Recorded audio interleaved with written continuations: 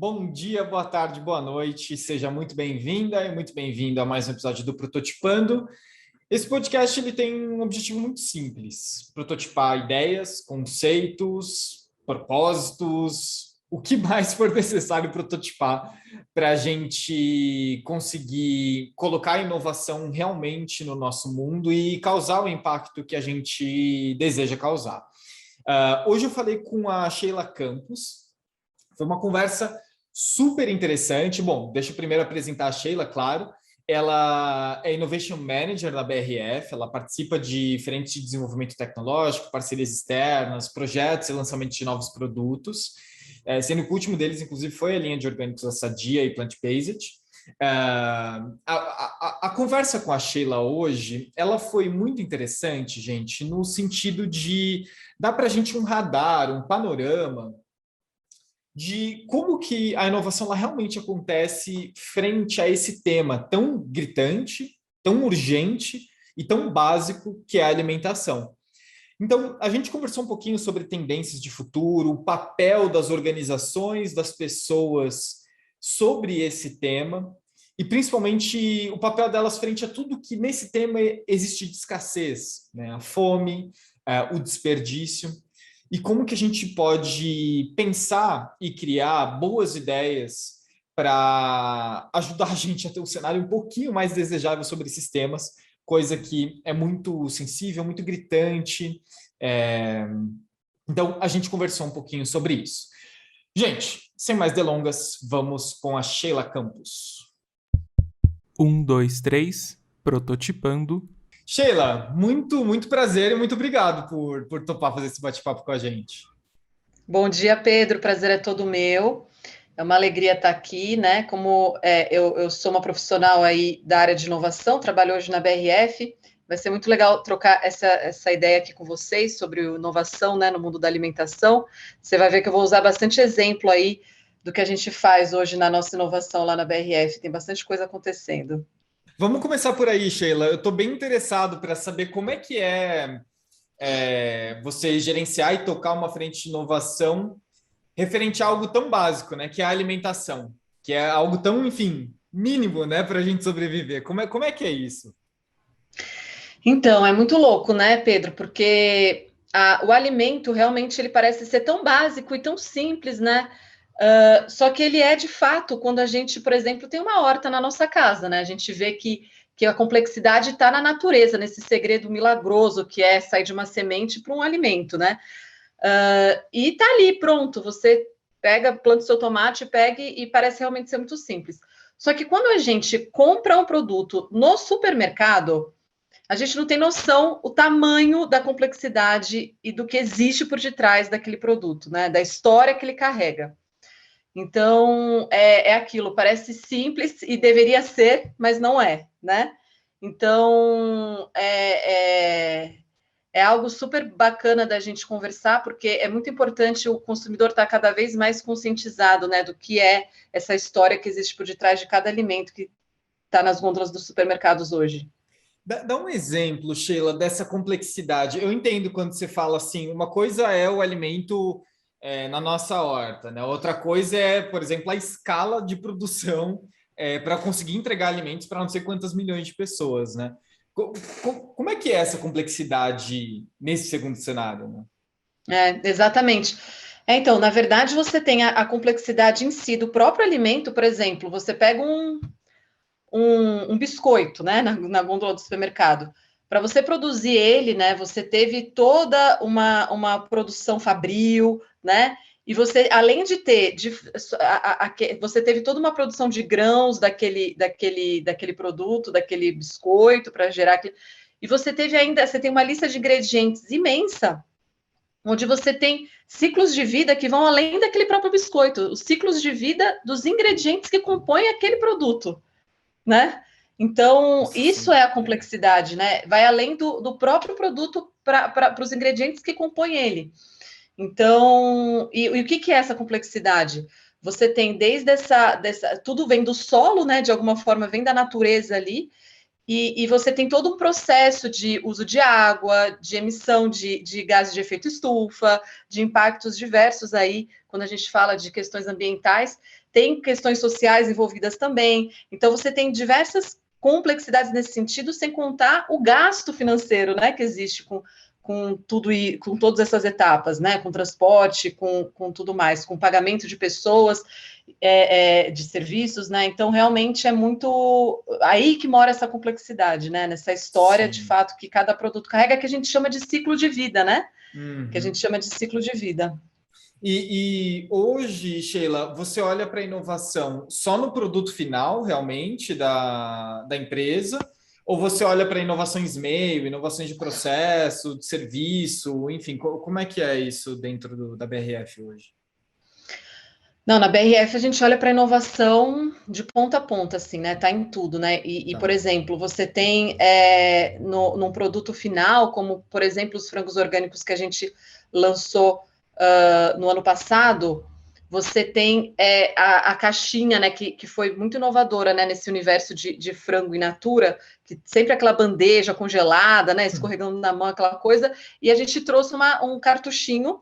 O cartucho em si é reciclável, uma embalagem diferente, ali você está inovando no produto em si. Mas você tem a inovação também no processo, né? Você Sim. tem inovação no processo, você tem inovação, por exemplo, na forma do consumidor comprar o produto.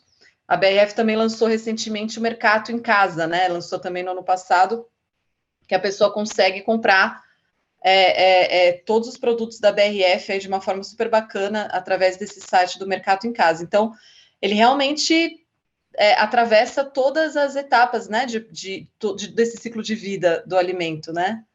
A Sim. inovação está em todas elas. Aqui na BRF a gente realmente olha para tudo. Sim, sim, total, né? Porque não adianta ser inovar só no produto final, sendo que você não inova no meio que produz esse produto, né? No modelo de produção, enfim, né? Que aí envolve Exato. maquinário, pessoas, processos, tudo isso, né? Exato, o próprio plant-based, né, que a gente traz aí o frango vegetal com um processo inovador, né? Você tem ali as fibras, né? Você tem a textura do frango de uma forma muito bacana, muito similar ao frango convencional, e isso graças a uma inovação em processo, né? Sim, sim, sim. Como é que funciona, Sheila?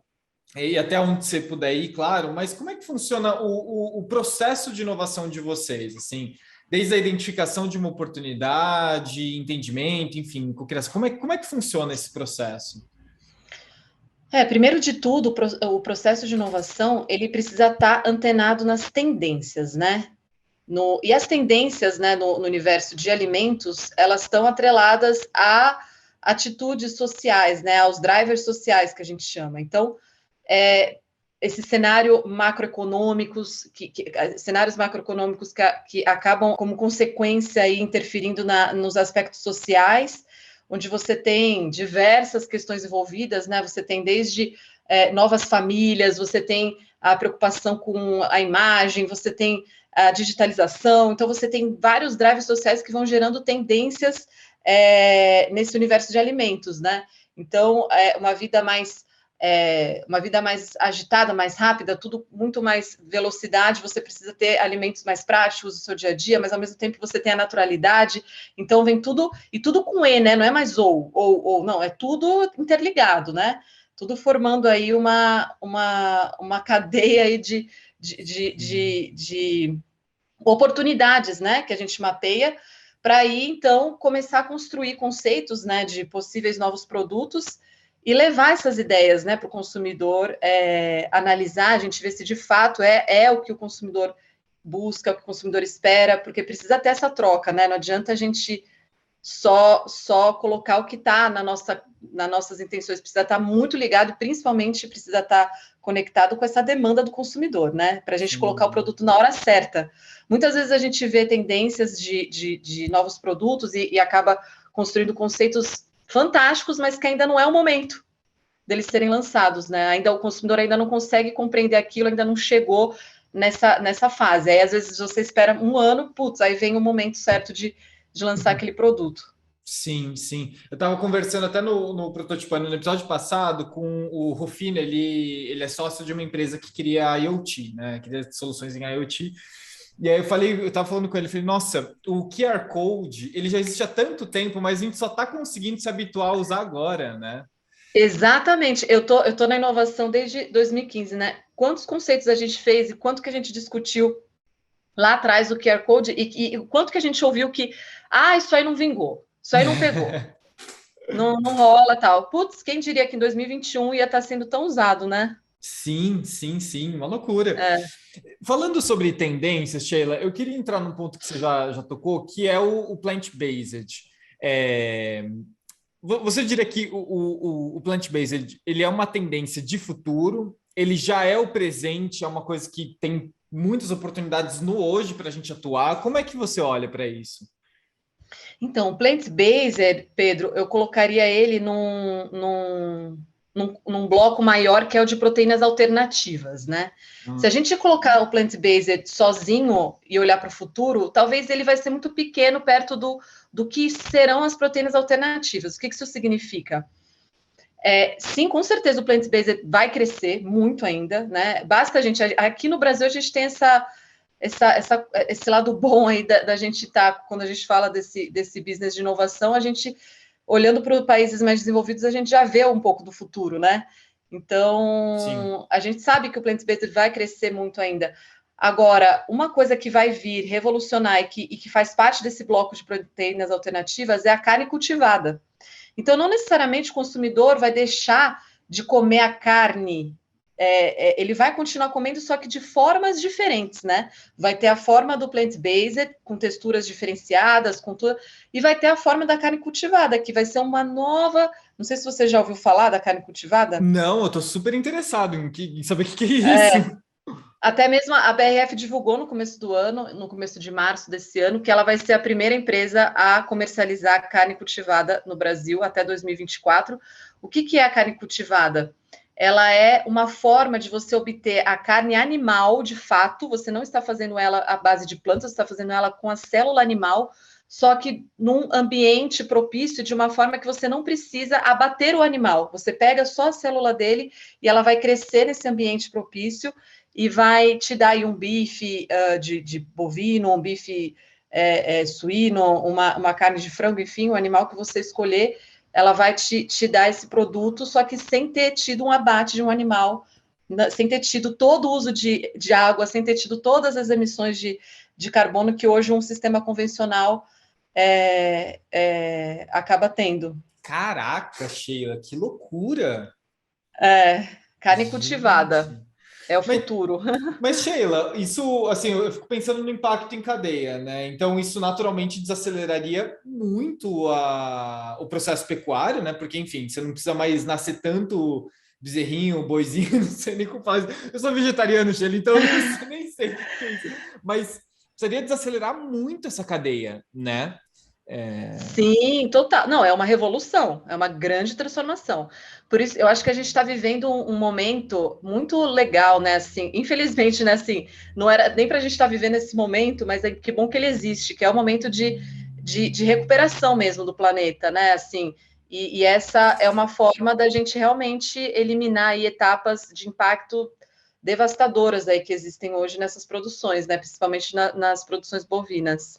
Sem dúvida, né? Até o uso que se faz disso, né? A gente vê grande parte do desmate, do desmonte na Amazônia vem orientado à pecuária, né? Então, Sim, nossa, isso é revolucionário mesmo. Que interessante, é. Sheila.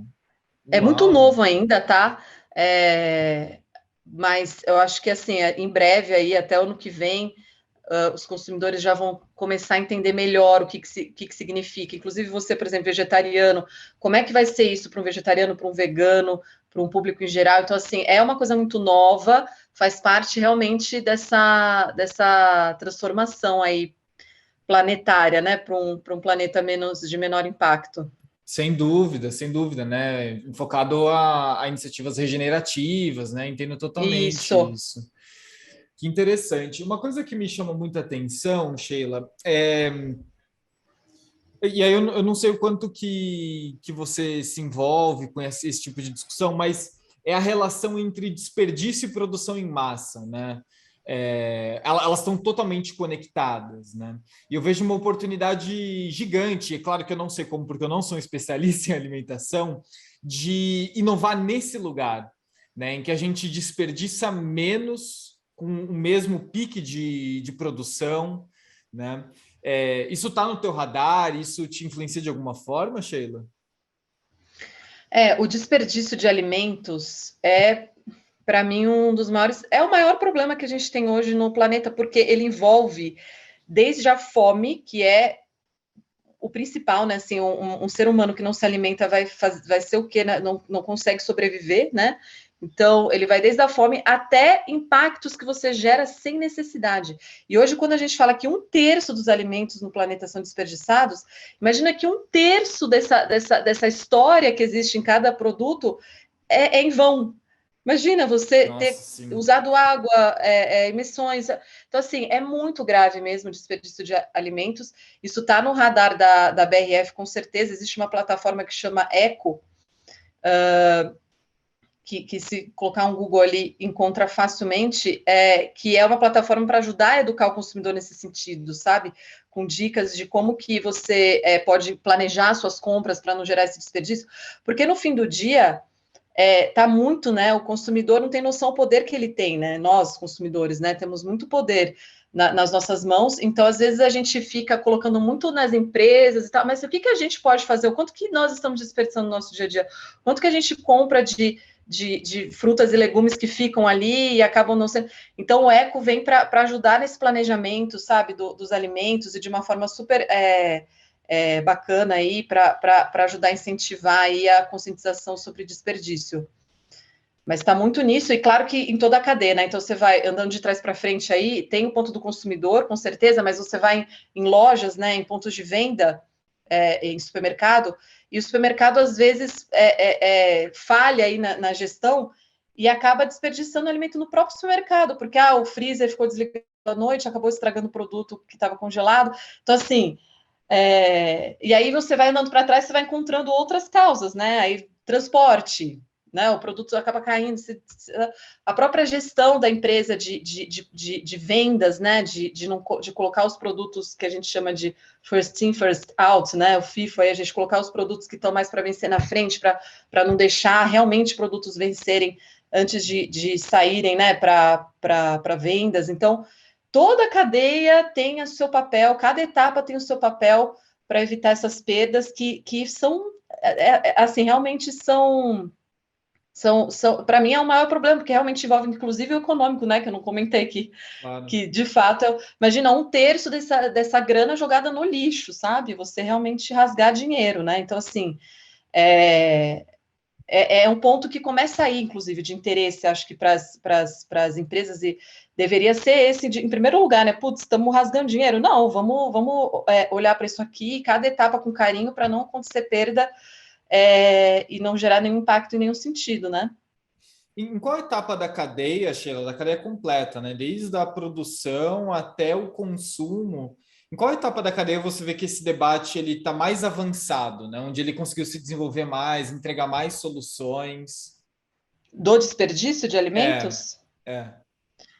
Olha, difícil dizer, né? Porque eu acredito que nenhuma dessas etapas conseguiu ainda dizer que avançou por completo, sabe, Pedro? Acho que todas ainda tem muito para evoluir. A gente sabe que o próprio consumidor ainda desperdiça muito. Olha o tanto de lixo que a gente coloca toda semana aí, né, na Sim. lixeira com desperdício de alimento, restaurantes. Então, assim, tem muita iniciativa bacana, né? Acho que o Brasil já conseguiu evoluir bastante, mas dizer que já tem uma etapa que essa aqui já está avançada. Acho muito É difícil. difícil, né? Acho que todas ainda precisam evoluir muito nesse tema, sabe? E você pega. Não, e olha só, você vê desperdício de alimentos em lugares que você nem imagina, né? Voos, por exemplo, internacionais. Todo alimento que não é consumido num voo internacional chega no destino, não só no Brasil, né? No mundo todo é assim, e é jogado fora. Então você Uau. tem produtos fechados, lacrados, que são jogados fora por conta de cuidados aí de sanitários e tudo mais, né? Então, assim, Sim. tem diversos protocolos por detrás da questão de desperdício de alimentos que ainda amarram muito, né? Aqui a gente tem uns pontos de restaurante, acaba acontecendo isso também, né? Mas você pensa, essa questão dos voos internacionais também. Então, assim, tem muito. Você começa a vasculhar, você encontra muita coisa que está amarrada em protocolo de saúde. Sim. Então, assim, é complexo, viu? É É bem complexo. complexo. É complexo, né? É, Não é simples, né? não. Eu vejo muita gente falando, não, mas dá para uma pessoa que está passando fome, mas não é assim, né? Se você mata essa pessoa porque você deu um alimento estragado, né? Não, é exato. Exatamente, exatamente. Então, assim, é muito delicado mesmo, sabe? Acho que a gente tem que evoluir muito e colocar realmente uma prioridade nesse tema, né, como sociedade. Sem dúvida. Que outra tendência que você vê, Sheila, nesse universo da alimentação para o futuro? Então, eu vejo que, como a gente está comentando, né, o ponto do ESG, que é falado agora, né, das questões ambientais, sociais, econômicas, é o mais forte. Hoje você inovar sem considerar questões ambientais e sociais não faz sentido algum, né, dentro do mercado de Sim. alimentos, principalmente. E o que eu vejo que vai ser muito forte, além dessas tecnologias, claro, atreladas a processo e tudo mais, vai estar nas compensações. Assim, as empresas minimamente garantirem que elas não geraram um impacto, né, para o planeta, que elas estão neutras naquilo. Por exemplo, a Margarina Qualley divulgou recentemente que vai compensar 100%, já está compensando 100% das embalagens de Qualley através do programa Eu Reciclo. E o que significa isso? Significa que 100% das embalagens que são colocadas no mercado, elas vão a Quali vai garantir que aquele material, né, 100% daquele material foi de fato para a mão de uma recicladora e vai virar matéria-prima, né, ou seja, fechou o ciclo, né, tá fechando o ciclo. Não está deixando aquela embalagem ficar num destino incerto, né, como é hoje no Brasil, infelizmente. Sim. Então, é uma forma de você compensar, né, através de embalagem. E tem a compensação de carbono, que é um tema ainda novo, apesar de ser cientificamente já mais antigo, mas hoje para o consumidor ele é novo, né? Então, a BRF, inclusive, hoje dia 3, está divulgando na COP26 um lançamento de uma linha carbono neutro. Putz, pegar um produto, analisar o ciclo de vida dele. Ele emitiu tanto nesse ciclo de vida, eu vou compensar. E aí tem diversas formas de você compensar. Uma delas é o próprio crédito de carbono, que às vezes é até criticado, né, o crédito de carbono, mas ele minimamente ele faz o mínimo, né? Ele faz o mínimo. Então, eu até sou contra essas críticas em cima do crédito de carbono, porque ele é uma forma de você fazer o mínimo, sabe? De fazer alguma coisa. Então, tem a forma de também você neutralizar através da compensação de crédito de carbono e de outras formas, né, para você compensar esse carbono. Ao meu ver, as empresas vão estar. Já estão, né? Já estão divulgando o Net Zero, que é isso, né? Muitas companhias divulgando Net Zero, que é isso. É você, minimamente, você fazer o mínimo. Assim, olha, tudo que eu emito, eu estou compensando. Eu não estou causando um impacto. Então, o futuro, para mim, vai ser, no mínimo, as empresas terem essa prática de neutralizar os seus impactos.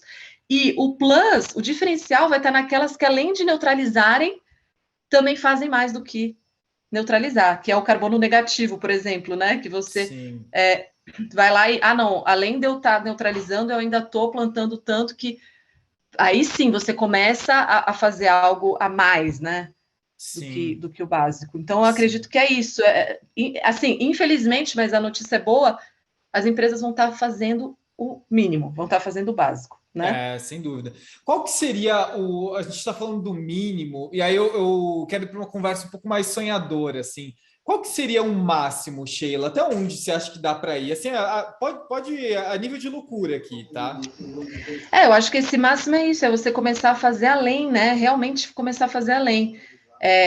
Começar a trazer formas de você capturar o carbono, não só para compensar suas atividades, mas também para começar a compensar um histórico que existe, né? Porque, né, se você for compensar o histórico, tanto que as empresas já emitiram de carbono e que ficou, né? Tá aí, né? Sim. Tem muita coisa para ser feita, né?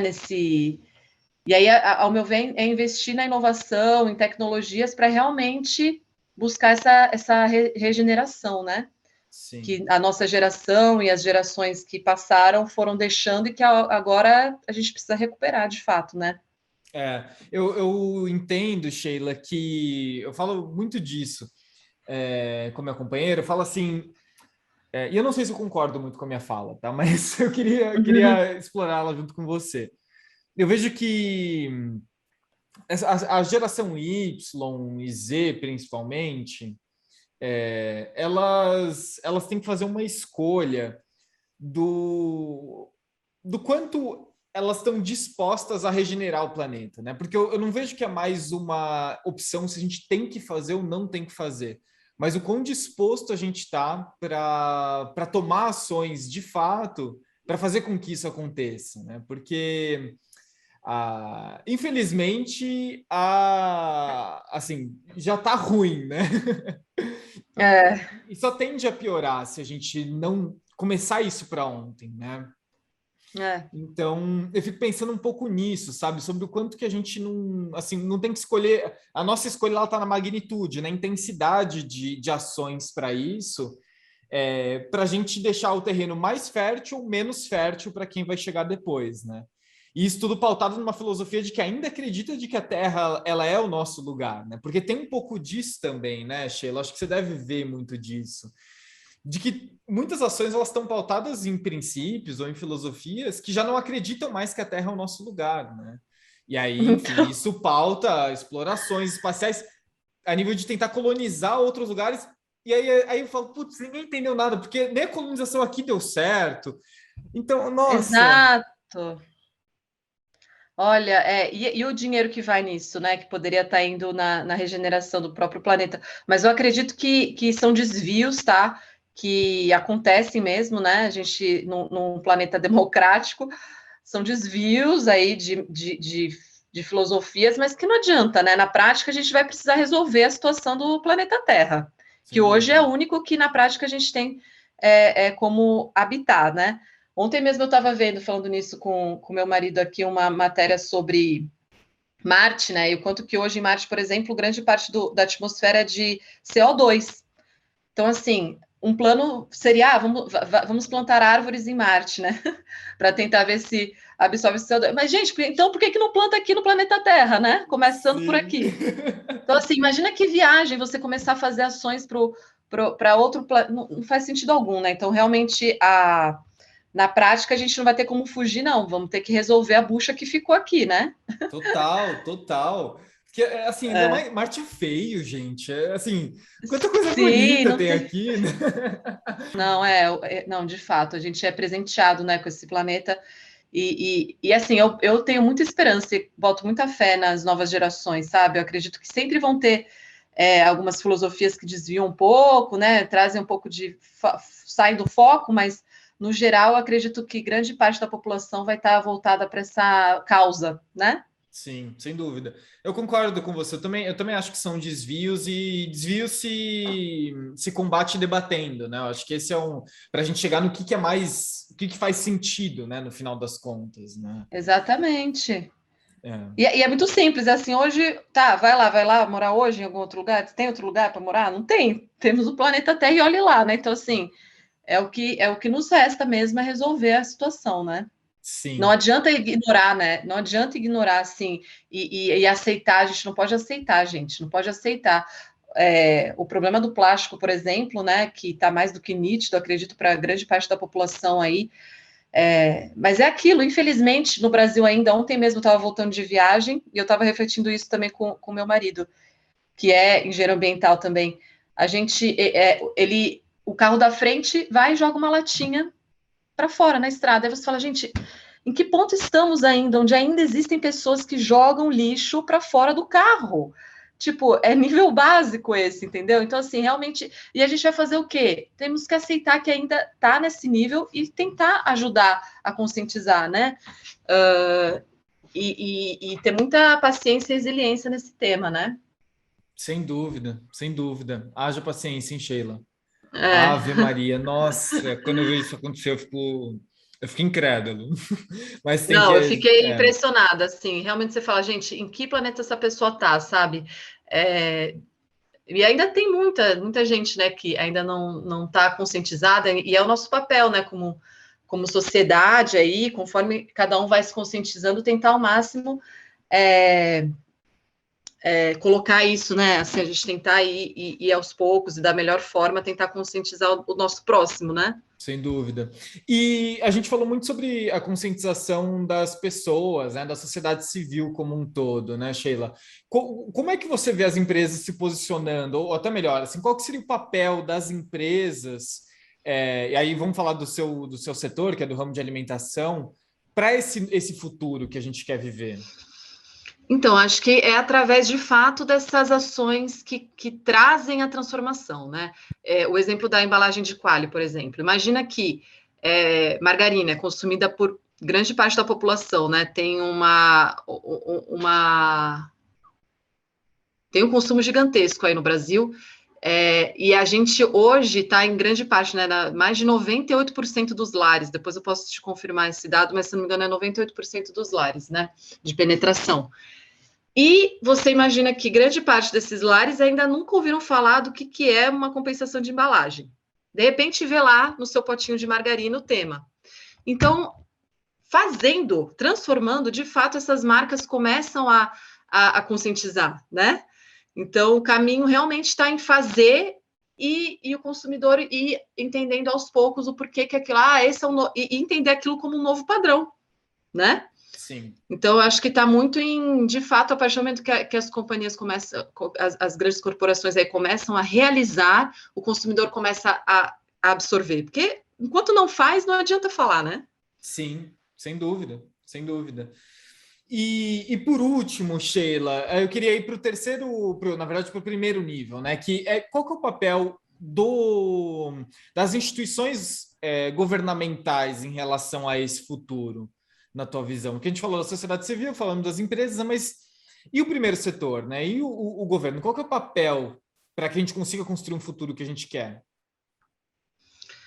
Olha, esse tema é complexo, né? Delicado, é o mais delicado, o mais delicado de todos, porque, ao meu ver, deveria, né, ser pauta e básica, né, de todas as governantes o tema de ambiental, mas infelizmente a gente vê uma falta de compromisso mesmo, né? Você pega a própria Política Nacional de Resíduos Sólidos, que existia um prazo aí estipulado que não foi cumprido, de saneamento, planos aí de saneamento que eram para terem sido cumpridos até 2015, e hoje a gente ainda está engatinhando, né? Então, assim, acho que falta realmente cumprir com os compromissos, né? Se minimamente a gente cumprisse com os compromissos, né? Porque é aquilo, a gente está careca de ver, né, nossos políticos aí prometendo. Se eles fizessem o mínimo, então, assim, a gente sabe, né? Eu fiz um curso na Alemanha em 2014, e a principal mensagem que os alemães deixaram para nós, os brasileiros, que eram brasileiros indo fazer curso lá de fato para capturar benchmark mesmo, né, da Alemanha em relação a algumas questões de sustentabilidade. E a principal recado deles que eles deixaram para nós a diferença do alemão para o brasileiro é muito simples. A gente pratica e a gente faz o que a gente sabe. O brasileiro sabe, mas não faz. Então, assim, a gente sabe, a gente promete, a gente coloca na pauta, a gente tem plano e não executa. Então, assim, eu acho que de fato é ter a disciplina do compromisso de realmente fazer acontecer, né? Porque colocar nas agendas e planejar e prometer, todo mundo sabe, né? Agora, realmente, acho que a gente colocar em prática, né? E aí fica difícil, né, Sheila? Porque, putz, em clima de COP, eu estava dando uma olhada, enfim, lendo algumas coisas, e eu vi que o Brasil foi o único país do G20 que não conseguiu se comprometer minimamente, não conseguiu executar minimamente com o que se comprometeu no Acordo de Paris, né? Eu falei, Sim. ai, Jesus, mas vamos lá, né? Estamos aí para isso, né, Sheila? Não, e outra reflexão importante também, a gente tem ouvido muita cobrança, né, ainda mais nessa onda aí de exploração de turismo espacial, cobrança em cima desses bilionários, né? O que os bilionários vão fazer pelo planeta e tudo mais. Mas justamente eles vão esbarrar em muitas questões políticas. Você imagina um Elon Musk indo conversar com... Não basta ele querer acabar com a fome na África. Existe toda uma questão política por detrás gigantesca. Imagina um cara desse lá ter que encarar aí essas cabeças políticas africanas aí para conseguir, de fato, trazer uma transformação. Então, assim, acho que a gente tem que ter realmente uma noção de que as coisas não são tão simples quanto parecem, né? Mas, de fato, não desistir. Acho que é criar formas de realmente executar, fazer acontecer, né? Sem dúvida. Não, essa questão dos bilionários faz muito sentido. Assim, isso não exime a responsabilidade que eles têm em conseguir voltar todo o impacto que eles geraram, né? Mas, porque, enfim, eles têm. E aí, junto a isso, né? Eles têm um poder político e econômico gigantesco, né? Mas essa cadeia não é tão simples, né? Até porque a gente tem regulações que regulamentam regulações que regulamentam é bom, né? Mas a gente tem regulações que controlam e orientam o segundo setor, né? Ninguém que tem dinheiro pode sair fazendo qualquer coisa, né? Existe todo um quiprocó para fazer com que as coisas aconteçam, né? Todo um processo. Então, não... Exato. O que Mas que é... isso não deve impedir, mas ao mesmo tempo não deve nos revoltar. Acho que essa é a grande questão, né? Porque eu acho que precisa a gente estar todos a favor, né, de uma solução, né? Pensando Sem junto dúvida. na solução. Porque não adianta só, o bilionário vai lá e não faz nada. Tá, vamos ver qual que seria um plano eficaz para ele conseguir fazer alguma coisa, né? Isso, Vamos pensar exatamente. junto, trazer esses planos e de fato propor, porque aí, quem sabe, né, as coisas em conjunto, né, todo mundo tendo aí uma união, né, nos planos, a gente não consegue de fato transformar, né? Sem dúvida, Sheila, concordo super. Isso me lembrou muito o episódio que eu gravei com o Preto Zezé. O Preto Zezé ele falou o seguinte: meu, a gente precisa de gente fazendo. Você tem dinheiro? Vem com dinheiro. Eu tenho mão, eu venho com a mão. E a gente precisa trabalhar todo mundo junto, mas assim, precisa estar todo mundo alinhado, né? Você tem uma Enfim, ideia, vem com um plano, né? exato, exatamente. É. Exatamente. Pô, Sheila, muito bom isso, hein? Muito bom. Eu queria te fazer uma última pergunta, Sheila. Até para a gente fechar o nosso bate-papo aqui, e é uma pergunta que eu faço para todos os convidados. Ressoa numa pessoa que, para mim, é uma pessoa super importante, tanto na minha vida pessoal, quanto eu acho que essa pessoa foi um grande educador, foi o Abu Janra. E ele perguntava para todo mundo, no fim do programa dele, eu gosto de repetir essa pergunta aqui, o seguinte: Sheila, o que é a vida? Que é a vida. Que legal. Gostei da pergunta. Bom, eu vejo a vida como, de fato, uma oportunidade da gente transformar o nosso interior. Porque a gente tendo, né, uma vida onde a gente está sempre buscando ser melhor e buscando essa transformação, ela começa a fazer sentido, né?